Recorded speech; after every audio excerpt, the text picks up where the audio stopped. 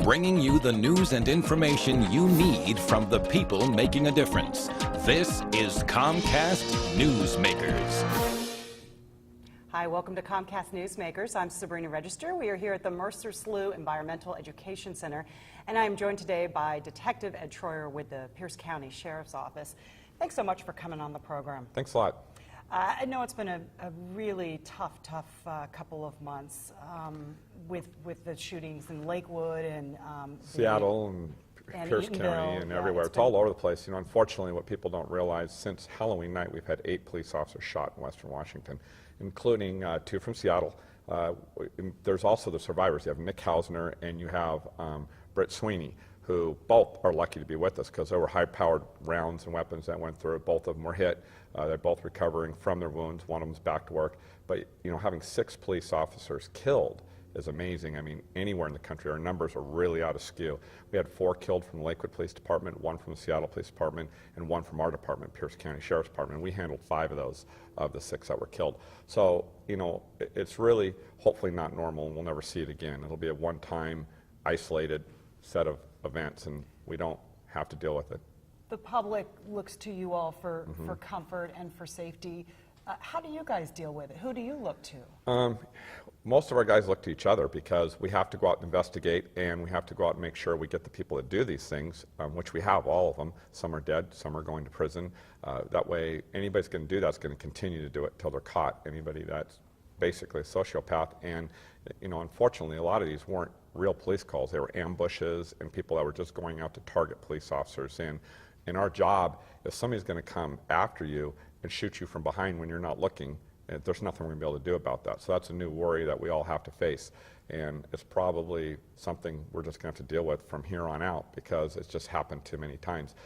We also know that we have to protect the public while this is going on. So while we're investigating these crimes, we still have to patrol the streets. We still have to put 20 deputies, Seattle, we cover for each other. So while this is all going on, while we're doing it, we still got to take care of business. Right. And we got to investigate the crimes. So it's been tough. You're in a unique position because you're a detective, but you're also the media relations, right, the liaison. So what's it like to do your job? I mean, you give us the information, but it's got to be super tough. Well, it's been interesting for me. I've been doing the media job for a while, and I get to still do police work. So it's kind of a unique thing. But having all the cameras live for the long amounts of time wasn't something that I'm used to. Where if I were to talk for a half hour, it was going live for a half hour. And what I wanted to do is make sure the public was aware of what was going on. So I gave updates every 15 minutes. Anytime there was new information, I went and got it out there. And when I realized that a lot of people were watching, we wanted to make sure that they felt safe. And if there was something going on that was dangerous for them, we wanted them to know. So my point is just to be 100% honest, talk to everybody, tell them the good and bad, and let them do what they want with it, whether they stay home or ask questions or get upset. I mean, one of the things we put the information out there, and that's kind of how we got these guys caught, was the public's help. By putting the information out there, the public called us, gave us tips, we managed to round these people up. Huge outpouring of support. It's really been amazing.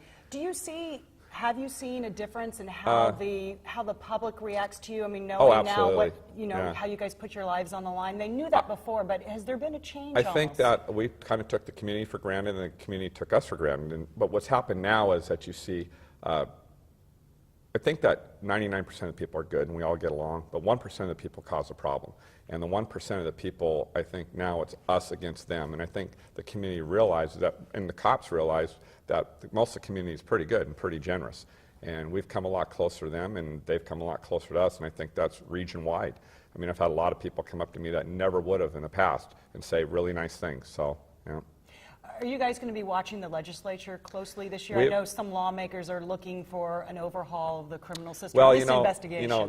That's great. We've been down in Olympia the last couple of days with the sheriffs and police chiefs, and I've been down there. We want them to know we're there, we're watching. But we also don't want them to make crazy laws that there's no money that we can't enforce. Unfunded mandates don't do us any good. They can make all the laws they want, but if we don't have the resources, we don't have the manpower, then it's just paperwork and rhetoric, and that's what we want to make sure doesn't happen. All right, Detective Ed Troyer, thanks so much for coming on the program. We really appreciate it. Thanks. Thanks for watching Comcast Newsmakers, headline news at the top of the hour.